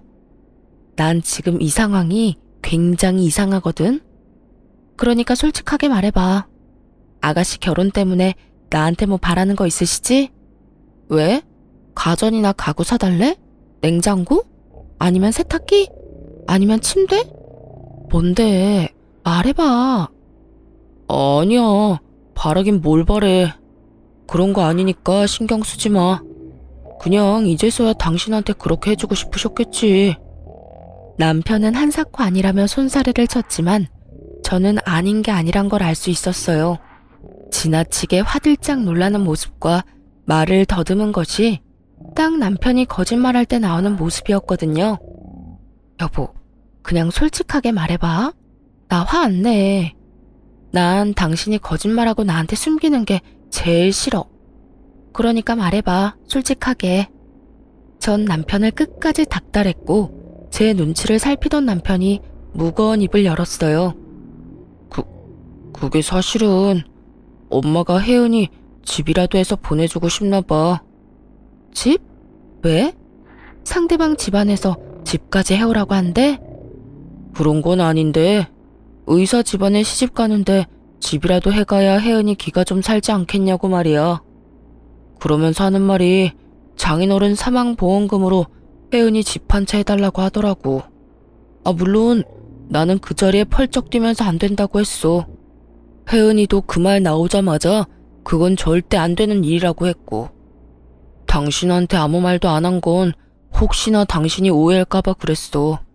우리는 진짜 그럴 생각도 없는데 혹시나 당신이 우리도 그런 생각으로 당신을 대한다고 생각할까봐. 다른 사람도 아닌 신우이가 결혼을 하니 저도 세탁기, 냉장고쯤은 해줄 수 있다고 생각했는데 시모는 제 예상을 훨씬 뛰어넘어 집을 바라고 있더라고요. 그것도 돌아가신 지 얼마 되시지도 않은 아빠의 보험금으로 말이죠. 정말 그 순간 기가 막혀 말이 나오지 않더라고요. 그런 제 눈치를 남편은 또 살피고 있었고요. 여보, 당신은 정말 어머님 생각이랑 다른 거 맞지? 날 몰라? 난 진짜 아니야. 난 엄마가 그 말 꺼내자마자 절대 안 되는 일이라고 했어. 그 돈이 어떤 돈인데 그 돈을 쓸 수가 있겠어? 혹시나 쓸 일이 생긴다면 그건 오로지 장모님을 위해 써야 하는 돈이잖아. 두 번 다시 그런 이야기 꺼내지도 말라고 못 박았어. 혜은이도 그 돈으로 시집가야 한다면 차라리 안 가는 게 낫다고까지 했고 말이야. 이렇게 말한 남편은 저에게 전혀 신경 쓸 필요 없다고 하더군요. 이럴까봐 이야기하지 않은 거라고 하면서요.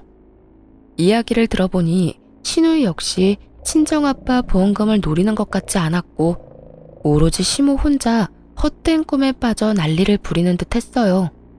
전 남편의 말대로 신우이의 결혼엔 신경 쓰지 않고 지냈고 그렇게 제가 아무런 연락도 없으니 답답한 시모가 직접 이야기를 꺼내고자 연락이 왔더라고요.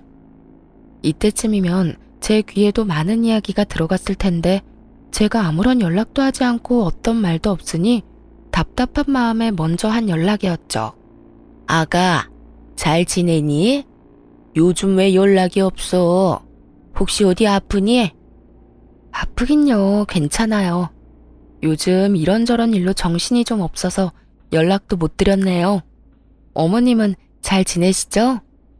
시모는 저의 잘 지내냐는 말을 기다렸다는 듯이 목소리에 힘을 쭉 빼며 축 처진 목소리로 본심을 드러내기 시작했어요. 그게 난 잘 못 지낸다. 요즘 걱정이 많아. 왜요? 무슨 일 있으세요? 너도 알다시피 우리 혜은이가 직장 생활을 늦게 시작했지 않니? 그래서 모은 돈이 별로 없어. 아니, 거의 없다고 봐야지. 그런데 혜은이가 시집가는 집이 보통 집이니? 의사 집안 아니니? 의사 집안. 왜요? 그 집에서 뭘 과하게 바라기라도 하는가 봐요? 아니, 꼭 그런 건 아닌데. 그런 집안에 시집 보내는데 덜렁 몸만 보낼 수도 없는 노릇이고 그렇다고 우리가 도와줄 형편이 되는 것도 아니고. 그래서 말인데 아가, 네가 좀 도와주면 안 되겠니? 더도 말고 덜도 말고 딱 집 한 채만 네가 해주면 참 좋을 것 같아. 큰 집도 필요 없어. 딱 30평대 아파트면 어떻게 우리 혜은이 기 좀 펴고 살 것 같은데 어떻게 안 되겠니? 시모는 30평대 아파트가 사고 싶다고 마음만 먹으면 살 수 있다는 듯 별것 아닌 것처럼 말을 하더라고요. 그 모습에 전 더 어이가 없었고 이런 문제일수록 확실히 말해야 할게 전 돌리지 않고 대답을 해주었어요. 어머님, 30평대 아파트가 한두 푼도 아니고 저 그런 돈 없어요.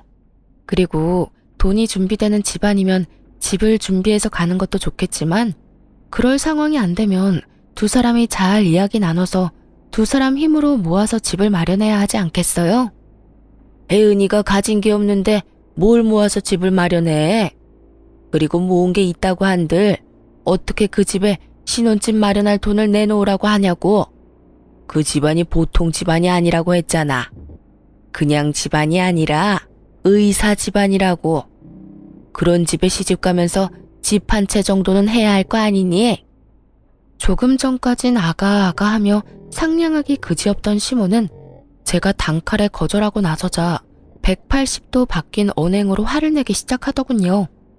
그런 시모의 모습에 저 역시 화가 올라오기 시작했지만 같이 화를 낸다고 한들 남는 것도 없기에 최대한 차분히 시모와 대화하려 애썼어요. 그러면 그렇다고 솔직하게 아가씨랑 결혼할 남자한테 말을 해야죠. 저한테 이렇게 돈 내놓으라고 할 게 아니라요. 글쎄 그렇게 해서 결혼하면 우리 혜은이가 평생 기죽어서 살 거 아니니? 나는 그 꼴은 못 본다. 그러니까 잔말 말고 네가 집 한 채 마련해줘. 그러면 될 문제인데 왜 이렇게 일을 키우니? 너 돈이 있지 않니? 돈이 없는 것도 아니면서 왜 이렇게 쪼잔하게 굴어? 평소에 너랑 혜은이랑 사이가 안 좋은 것도 아니고 사이도 좋으면서 왜 이렇게까지 째째하게 구냔 말이야. 사이 좋은 거랑 집 한 채 해주는 거랑은 별개예요. 그리고 저한테 그런 큰 돈이 어디 있어요? 있잖아. 네 아빠 사망보험금. 사돈 돌아가시면서 사망보험금 많이 받은 거 나도 다 안다. 내가 네 아빠 제사도 지내게 해주는데 넌 고작 집 한 채 못 해주니? 결국 시모의 입에서 아빠의 사망보험금 이야기가 나오고야 말았고 저는 화를 참을 필요가 없다고 생각했어요. 다른 것도 아닌 아빠의 목숨값을 자격도 없는 시모가 저리도 당당하게 요구하는 모습을 보며 참을 필요성이 사라졌기 때문이었죠. 저한테 사망보험금이라도 맡겨두셨어요? 그런 것도 아니면서 어쩌면 이렇게 당당하게 요구하세요? 그 돈 다른 것도 아니고 저희 아빠 목숨값이에요. 그 목숨값으로 아가씨 아파트나 사주라고요? 제가 왜 그래야 하는데요? 저는 그러고 싶지 않아요. 저 아가씨 좋아하는 거 맞는데 그래도 아닌 건 아니죠. 저는 절대로 해드릴 생각 없으니까 더는 이런 일로 연락하지 마세요. 너 진짜 이렇게 매정하게 굴 거야? 너 때문에 우리 혜은이 의사 집안에 시집 못 가게 되면 네가 책임질 거야? 집 못해 간다고 못 갈 시집 같으면 가지 말라고 하세요. 그리고 그렇게 해서 시집 못 가게 되면 그건 제 책임이 아니라 집 한 채 바라는 집에 시집 간다고 욕심부린 아가씨 책임이죠. 그러니까 어머님, 애먼데 책임 전가하지 말고 이럴 시간에 아가씨한테 예비 신랑이랑 이야기나 잘 나눠보라고 하세요. 너 지금 시험이 가르치니? 어디서 버르장머리 없게 시어미한테 이래라 저래라 해야? 넌 친정에서 그렇게 배웠니? 그깟 돈으로 유세 부리면서 시어미한테 이따위로 굴라고 네 엄마가 가르쳤어? 그럴 리가 있겠어요? 친정에선 이런 것까진 가르치진 않죠. 아니, 가르칠 필요가 없죠. 이런 듣도 보도 못한 요구를 할 거라고 어느 친정엄마가 생각이나 하겠어요? 뭐야? 어머님, 저희 엄마가 이런 사실 알면 저 당장 이혼하라고 할 거예요. 이 경우 없는 상황을 참고 살라고 할 엄마가 어디 있겠어요? 그러니까 저한테 더는 이런 이상한 요구하지 마세요. 전 집을 마련할 돈도 생각도 전혀 없으니까요. 그러면 저 끊을게요. 그렇게 전화를 끊고 나서도 흥분이 가라앉지 않더라고요. 어떻게 감히 아빠 사망보험금을 욕심낼 수 있는 것인지 이해도 되지 않았고요. 그렇게 한참을 씩씩거리고 있으니 어느새 퇴근을 한 남편이 집으로 들어오더라고요. 뭐야? 당신 무슨 일 있어? 화난 표정인데. 어머님, 결국 나한테까지 전화해서 아빠 사망보험금으로 아가씨 30평대 아파트 사주라고 하더라. 당신한테 이야기 듣고 어느 정도 각오하고 있었는데도 막상 직접 들으니까 너무 화가 나서 화시키고 있었어. 뭐? 그게 정말이야? 내가 그렇게 이야기했는데. 아, 진짜 어머님 왜 그러셔? 애도 아니고 무작정 우기는데 내가 진짜 열불나서. 거기에다 내가 계속 안 된다고 하니까 친정까지 들먹이더라? 제사 가지고 서운하게 하더니 이제 돈이야? 왜 그러신데 진짜. 일단 내가 미안해. 엄마가 당신한테까지 전화해서 그럴 줄은 몰랐어. 있어봐. 내가 당신 듣는 데서 확실하게 못 박을게. 남편은 노발대발 화를 내며 바로 시모에게 전화를 걸어 한바탕 쏟아내기 시작했어요. 엄마, 진짜 왜 그래요? 내가 그러지 말랬잖아. 그 돈 엄마가 맡겨놓은 돈 아니라고 했지. 어떻게 엄마가 사돈 사망보험금을 아무렇지도 않게 내놓으라고 할 수가 있어? 그러면 어떻게 하니? 네 동생 파혼이라도 하길 바라는 거야? 엄마한테 이렇게 화낼 게 아니라 이럴 시간에 네 마누라 설득이나 시켜. 이러다 진짜 네 동생 파혼이라도 하는 날엔 이 엄만 화병 나서 못 사니까. 엄마가 화병 나기 전에 내가 화병 나게 생겼다고. 한 번만 더 이런 이야기 꺼냈다간 아무리 엄마라도 나 가만 안 있어. 당장 연이라도 끊어버릴 거라고. 그러니까 그런 줄 아시고 다신 그런 이야기 꺼내지 마세요. 너 이 녀석아. 아무리 그렇다고 한들 어떻게 이 엄마한테 연을 끊자고 해? 내가 오죽했으면 이러겠어? 지나가는 사람 붙잡고 물어봐. 열이면 열, 백이면 백. 다 엄마가 이상하다고. 엄마가 잘못했다고 할 테니까. 하여튼 난 내 뜻 확실하게 전했으니 이젠 엄마가 결정해. 계속 말도 안 되는 요구해서 아들 며느리랑 연 끊고 살아갈지 아니면 우리 보살핌 받으면서 살아갈지. 시모에게 한바탕 쏟아낸 남편은 그래도 화가 풀리지 않는지 이번엔 신우이에게 전화를 걸어 시모가 한 짓을 알려주며 한바탕 쏟아냈어요. 혜은아, 오늘 엄마가 네 언니한테 전화해서 너한테 아파트 한 채 사주라고 했다더라. 너 알고 있었어? 아, 뭐? 그게 정말이야? 아, 진짜 엄마 왜 그래? 그 이야긴 그때 끝난 이야기잖아. 그러니까 넌 진짜 그 아파트를 그렇게까지 해서 마련하고 싶어? 그런 거 아니잖아. 넌 그런 생각조차 없는 거잖아. 내가 미쳤어? 다른 돈도 아니고 언니 아빠 사망보험금으로 내가 무슨 자격이 있다고 그 돈을 욕심내? 엄마 진짜 나만 곤란해지게 왜 그래? 너라도 그렇게 생각하니 그나마 다행이네.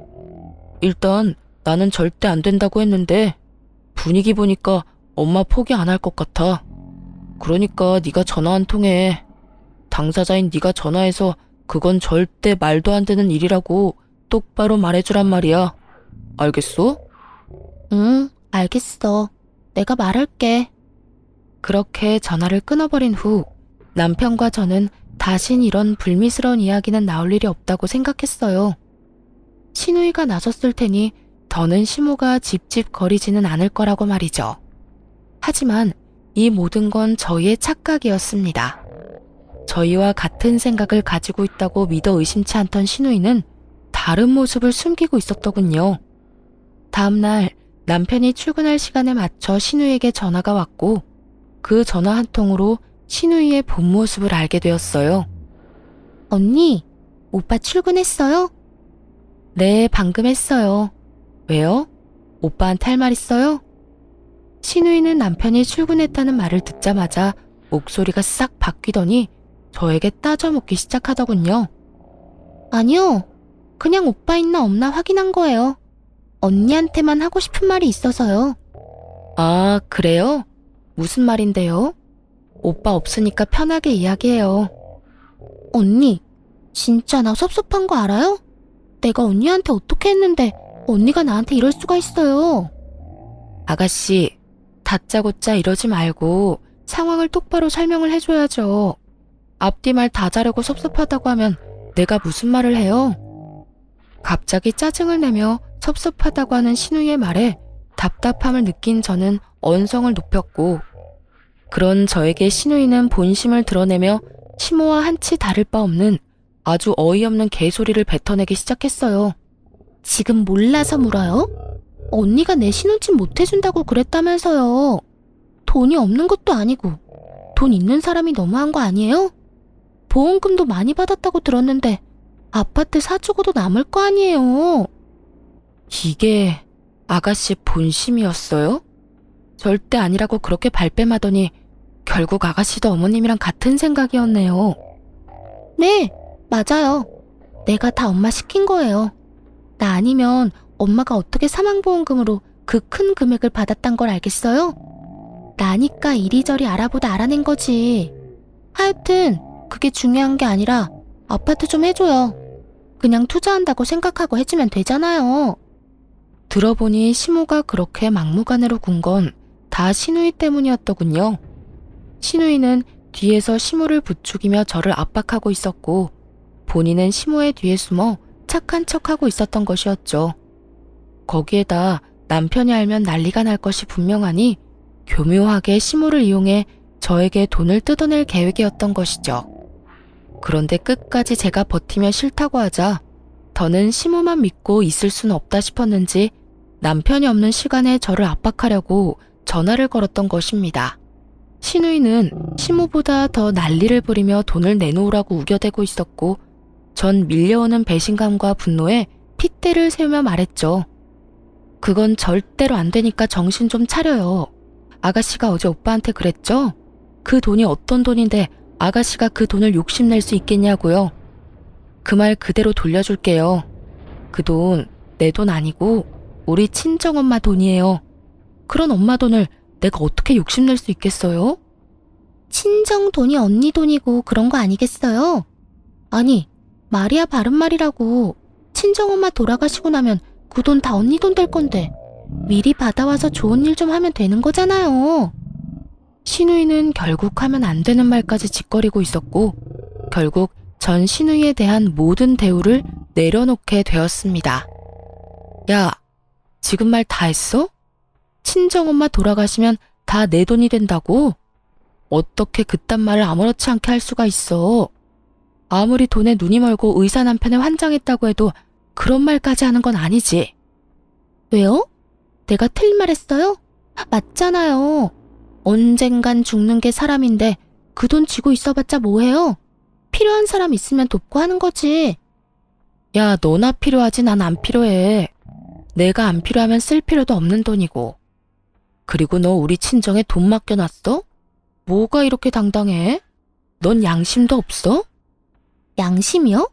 가족끼리 무슨 양심 이야기까지 나와요. 이럴 때 돕고 사는 게 가족 아닌가요? 그런 게 가족이면 난 이제 너랑 가족 안 할게. 그간에 정이 있어서 웬만하면 좋은 말로 끝내려고 했더니 도저히 안 되겠네. 다신 나한테 연락도 하지 말고 나한테 뭘 바라지도 마. 가족이라고 생각하지도 말고. 아니 언니, 그렇게 화만 내지 말고 잘 생각해보라고요. 내가 잘 되면 다 좋은 일 아니에요? 그러니까 화만 내고 있을 시간에 친정에 가서 돈 좀 받아오라고요. 아 진짜 언니 그렇게 안 받는데 진짜 말이 안 통하네? 너야말로 말이 안 통하네. 한국말 모르니? 영어로 해줘? 나 너랑 가족 안 한다고. 그러니까 끊어. 전화를 끊은 후 곧바로 남편에게 전화를 걸어 모든 사실을 알리며 시댁 식구들과 연을 끊고 살겠다고 통보했어요. 제 말을 들은 남편 역시 득달같이 화를 내주며 자신 역시 연을 끊겠다고 했고요. 사실 남편까지 연을 끊겠다고 한 건 놀랍긴 했지만 자신의 가족이 그런 깡패 같은 짓을 하는 이 상황이 참 납득하기 어렵고 가족으로 두기도 싫다고 강하게 말하더군요. 무엇보다 신우이에 대한 배신감이 크다고도 했고요. 그럴만도 했죠. 앞에선 전혀 그렇지 않은 척 자신은 아무것도 모르는 척을 그렇게 했는데 실상은 이 모든 사건을 주동하고 있었으니 저뿐만 아니라 남편의 실망감이 클 수밖에 없었습니다. 그렇게 저희는 연을 끊자고는 했지만 그리 쉽게 단번에 끊어지지는 않더라고요. 저희가 연락을 끊고 찾아가지 않고 지냈지만 시모가 집으로 찾아와 버렸으니까요. 다짜고짜 집으로 찾아온 시모는 화가 잔뜩 난 상태였는데 화가 난 이유를 친절하게도 설명해주기 시작하더군요. 이제 속이 편하니? 이제 속이 편하냐고? 말을 제발 좀 알아들을 수 있게 하세요. 어머님이나 아가씨나 앞뒤 말 잘라먹는 건 어쩌면 그렇게 똑같은지 소름이 다 돋을 지경이네요. 너 때문에 네가 집 안 해줘서 내 딸이 파혼당했단 말이야. 어떻게 책임질 거야? 어떻게 책임질 거냐고. 제가 왜 책임을 져요? 파혼 당할 만하니까 파혼 당했겠죠. 네가 지금 그게 할 말이야? 무릎 꿇고 빌어도 봐줄까 말까 한데 감히 그따위로 말을 해? 제가 왜 무릎 꿇고 빌어야 해요? 제가 뭘 잘못했는데요? 어머님이랑 연락 끊고 사는 그날 동안 제가 진짜 많이 생각해봤는데 아무리 생각해도 제가 잘못한 건 하나도 없더라고요. 그래서 전 무릎을 꿇을 생각도 없고 어머님이랑 왕래하면서 지낼 생각도 없어요. 그러니까 제발 이 집에서 나가주세요. 뭐라고? 나보고 지금 이 집에서 꺼지란 말이냐? 그까지 돈 좀 있다고 지금 나를 무시하는 게야? 그까지 사망보험금 이젠 나도 싫다. 그 돈 없이 내가 어떻게 해서든 이 결혼시키고야 말 테니까 그때 가서 후회나 하지 마. 네, 후회는 절대 안 할 테니 알아서 다 해보세요. 그리고 제발 이런 일로 찾아오지 마시고요. 시모는 끝까지 저를 노려보다 집으로 돌아갔고 얼마 후에 이상한 소식이 들려오더라고요. 신우이가 결국 결혼하게 되었다는 소식이었죠. 들어보니 시모가 있는 돈 없는 돈 다 끌어모아도 턱없이 모자라 무리한 대출까지 받아 돈을 쥐어주었다고 하더라고요. 그런데 문제는 그 돈을 신우이도 아닌 그 상대방 남자에게 줬다더군요. 전 아무래도 이상해 신우이에게 연락을 걸어 자세히 물었지만 소용없는 짓이었어요. 신우이는 제 말을 들으려 하지도 않았으니까요. 아가씨, 돈 마련했다면서요? 왜요? 내가 잘 될까봐 배 아파서 전화했어요? 걱정되어서 전화했어요. 집 마련할 돈을 왜 그 남자를 줬어요? 그런 건 아가씨가 가지고 있다가 아가씨가 계약금 내고 아가씨가 잔금 치러야죠. 그러지 말고 지금이라도 그 돈 받아와요. 아무리 결혼할 사이라고 해도 그렇게 돈을 주고받는 거 아니에요. 아직 결혼한 사이도 아니잖아요. 진짜 별 참견을 다 하네. 이보세요, 언니. 이제 와서 친한 척 좋은 사람인 척 하면서 다시 들러붙고 싶은가 본데 이미 늦었다고요. 돈은 엄마가 다 마련해줬고 우리 똑똑한 예비신랑이 알아서 다 한다고 했으니까 언니는 괜한 걱정하는 척 하지 말고 연락하지 마세요. 5천만 원짜리 약혼 반지도 해준 사람이라고요. 결혼 반지는 따로 해준다고 했고요. 그러니까 떠난 버스에 손 흔들지 말고 언니랑 오빠는 행복하게 사세요. 살면서 힘든 일 있어도 절대 연락하지 말고요. 나 아가씨한테 뭐 바라는 것도 없고 진짜 걱정되어서 하는 말이니까 돈은 꼭 돌려받아요.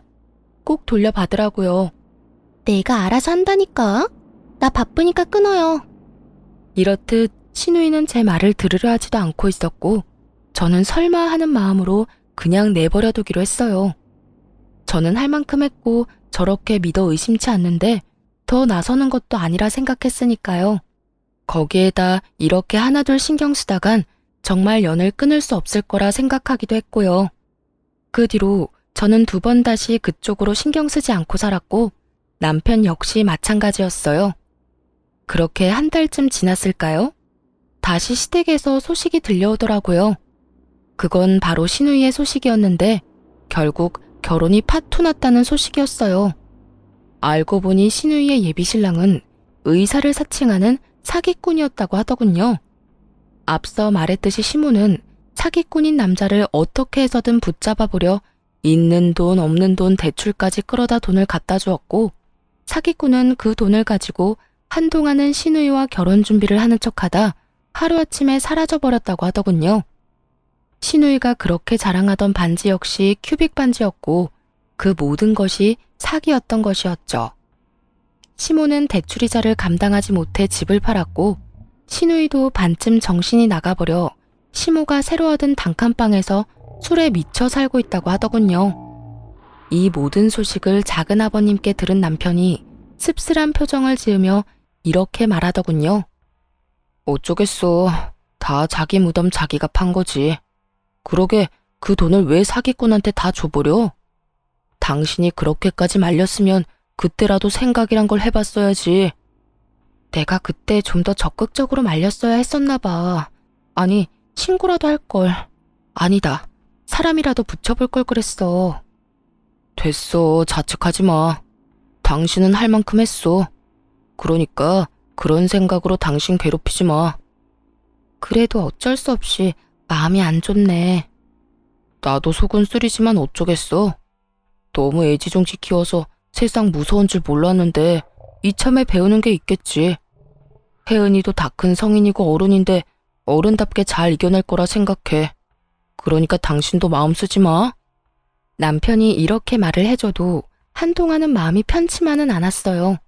하지만 저는 최선을 다해 말렸고 그런 저를 무시했던 건 신우이였으니 저는 남편의 말대로 할 만큼 했다고 생각하기로 했습니다. 그 뒤로 거짓골을 한 시모가 집으로 한번 찾아왔는데요. 쫄딱 망한 자신을 구제해달라며 이 집에서 살고 싶다, 뭐 이런 부탁을 하려고 왔더라고요. 그런데 남편이 곧바로 집을 내놓고 저흰 다른 동네로 이사를 갔어요. 시모가 먼저 우리를 찾을 경우의 수를 다 끊어버린 거죠. 한번 한다고 하면 하는 남편이기에 남편은 확실히 저와 시모의 연을 끊어주었고 덕분에 전 좀 더 편한 마음으로 살고 있어요. 그리고 저에게 좋은 소식이 있어요. 그건 바로 임신 소식인데요.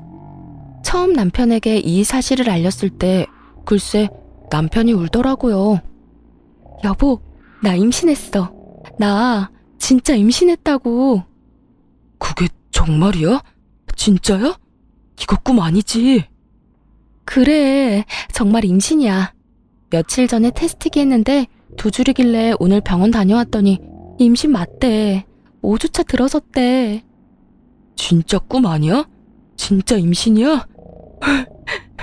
여보, 고마워. 여보 진짜 고생했다. 진짜 우리 고생했다. 울긴 왜 울어. 기분 좋은 날에. 우리 앞으로 진짜 잘 살자. 진짜 열심히 살자. 그래, 진짜 고맙다, 고마워. 내가 앞으로 더 잘할게.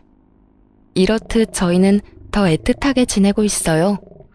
늦은 나이 한 임신이라 뭐든 조심스럽고 때론 두려운 마음도 들지만 오래 기다리고 간절히 바랬던 만큼 그 누구보다 열심히 노력해서 아이와 남편과 함께 잘 살아보려고요.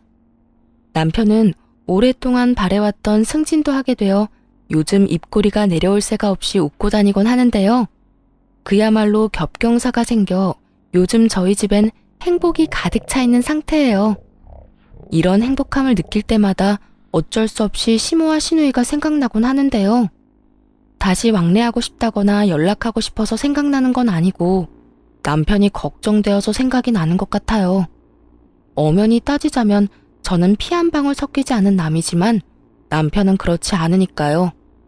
그래서 전 가끔 남편에게 시댁 식구들과 왕래하고 지내고 싶다면 알아서 하라는 말을 하곤 했는데요. 남편은 그때마다 이렇게 말하더라고요. 싫어. 나도 당신만큼 우리 식구들한테 정 떨어졌고 실망도 많이 했어. 그만큼 배신감도 크고 말이야. 혹시나 살면서 이 감정도 무뎌지고 다시 보고 싶어지는 날이 오면 그땐 당신한테 말할게. 우리 가족들 얼굴만 보고 와도 되겠냐고 말이야. 그러니 그때 알겠다고만 해줘. 난 그거면 돼. 그래서 저도 이런 남편의 뜻에 따라주려고 합니다. 이제 떠나간 시댁을 걱정하지 말고 저희의 품에 찾아올 새로운 가족의 행복을 위해 살아가 보려고요. 그리고 그 많은 일들에도 제 옆을 지켜준 남편을 이젠 제가 지켜주려고 해요. 다들 응원해 주실 거죠? 저의 긴 사연도 끝이 났어요. 지금까지 저와 함께 해주셔서 감사합니다. 행복하세요.